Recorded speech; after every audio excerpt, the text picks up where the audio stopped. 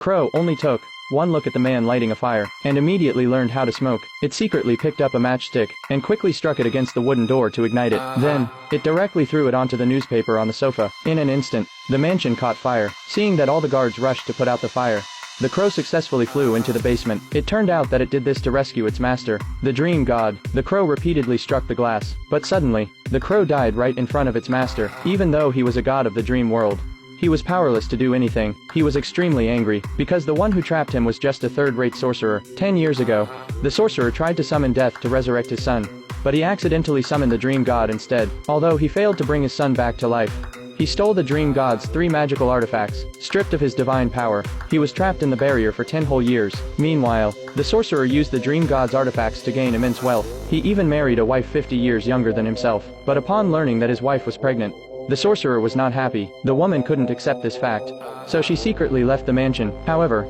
she also took the dream god's 3 artifacts with her. The sorcerer was furious. He went to the dream god and said he could release him to retrieve his artifacts, but the condition was that he must not harm him after being freed. After hearing this, the dream god remained silent. The sorcerer became a little frightened, so he had to reinforce the barrier to prevent his escape. Years later, the sorcerer passed away. His youngest son always felt guilty toward the dream god and hoped to gain his forgiveness. He promised not to hurt him. If the dream god agreed, he would release him. But for a whole 80 years, the dream god still gave no response. He couldn't bring himself to trust the man who had killed his crow. Seeing the dream god remain silent, he had no choice but to leave in his wheelchair. But what he didn't notice was, the wheelchair's wheels accidentally rubbed off a piece of the boundary.